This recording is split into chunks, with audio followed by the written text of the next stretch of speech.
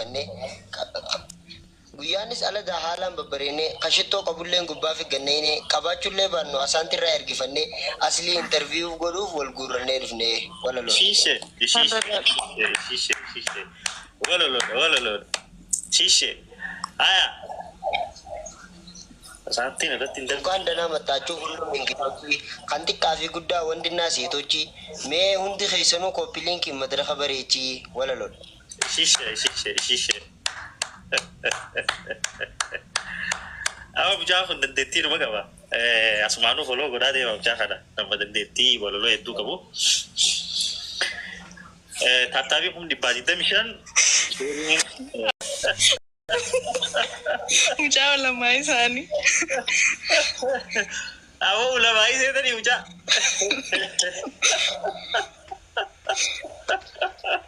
Abbas waan see jaa'ibu uummanni koomantii hungisee tokko eegalee akka waan wal jala hirkabanii Koppii wal jalaa godhan. hundi yoo tokko dhufee amma asaantii buusaa jee hundi asaantii buusaa jaa. asaantii galchi yoo jaan asaantii galchaa jaan maaliif akka ta'e beeku. Quraanaan banaa jaarii ni banna umaa rakkoon qabu asluma bansiisnaawu innumaa yaada bareeda aslii sagantaa quraanaan barsiista bakka kunoo waan isin jettan bareedaadha kun.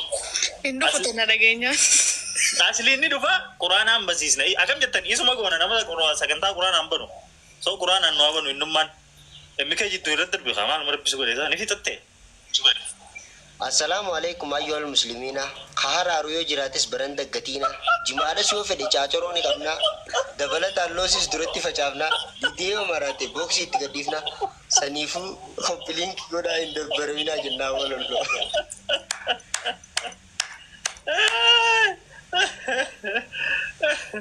Maashaallah. Akhiyaa kun dandeettii numa ay an kan hin jiru mee talafaa qabdu meeqani geessi Walalooleen tun. Maali abdii kitaabanna irraa bituu danda'a? Kunoo eegalan maarree buusaa. Ani isiniin buusa malee fi hin buubeetanii magaree taraan qabaa usaa ta'a. Asaantii fittiin tuttuqidha mucaan jabaadha mucaan dhugaa mucaan jabaa emikee katta dhiyoo asaantii ittiin dhoyte san irratti mee dhahiin.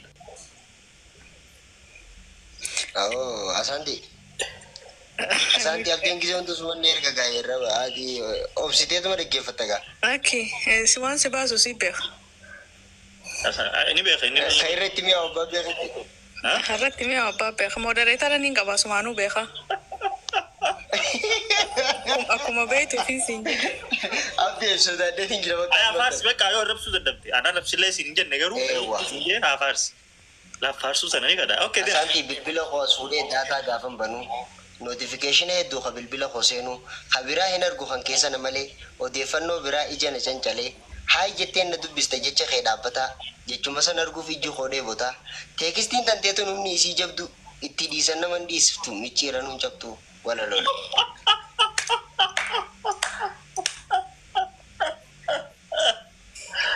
Maali caal jetteessu rakkoo jira.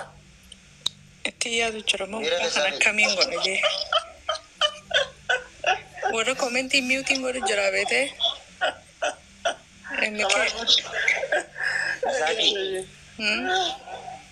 Fakkaafi lamaa mi gochaa fi gudiin ta'e baga narra qabatte naaf taate muudiin ta'e adda ba'uun taanu naaf yaadi shamisaa fi gurdii walumaan jiraannaan narraa dhiise gurdii Walaaloon. Walaaloon.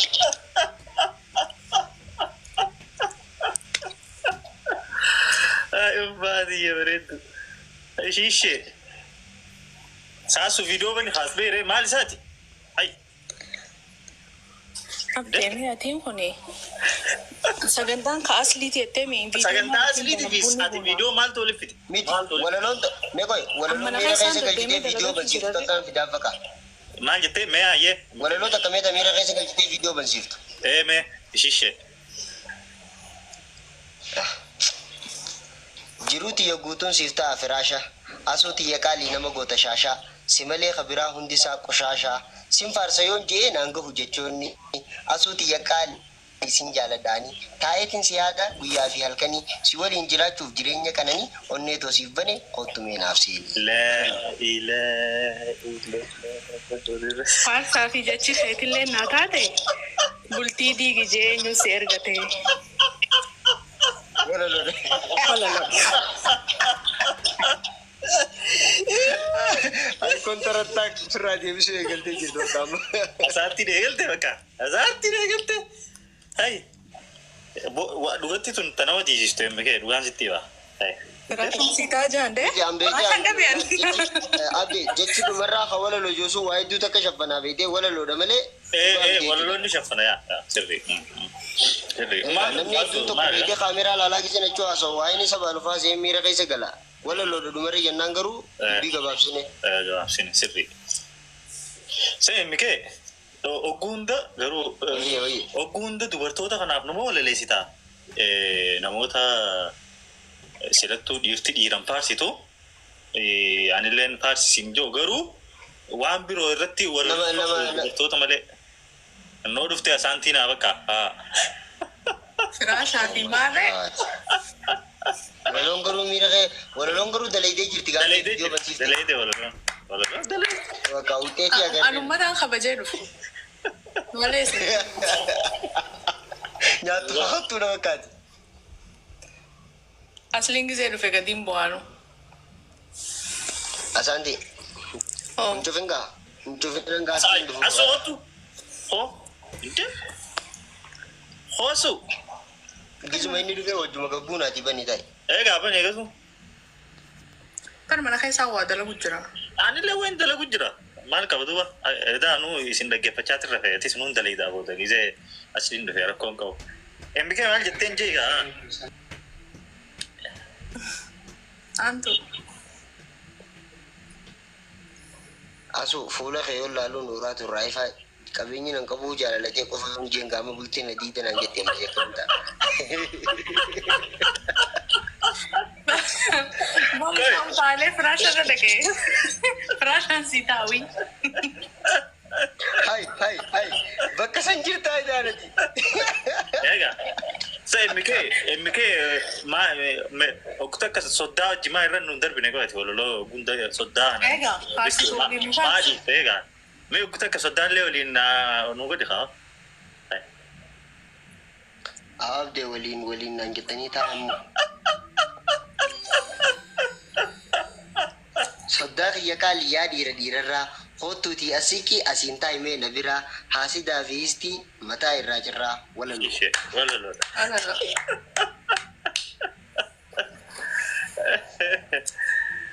emmikee maasha Allah ahora sisteerra saatikee maali Thank you. saa asu meeta akka reefu takka irratti Tiyataruma takka dhuftee argaa. Jirtu. aya sanuma irra deebi Asuun walaloo nama hundaaf walaloo jechaatiin olaan nama walaloo naajoo hunda bimee asuun. mee jeefasu Tiyyaa dagaa. Ana kasaatti qooma keessaan qabu. mee tareefu san irra deebi asu tareefu itti san Maaliin jeetu?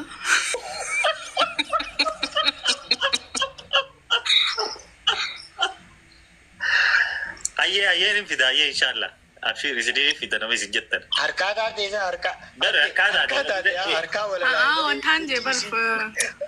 Faaruu fi jechi heetillee naa taate bultii diigi jeenyus ergatee jeeni kun. yaadatte Sararuma lama. gobaziidhaan joon teenya gobaziidhaa asuun akka wanni itti jidduun dhuftee jidduun eessa deemu jirti Abdee isaan tun guyyaadha.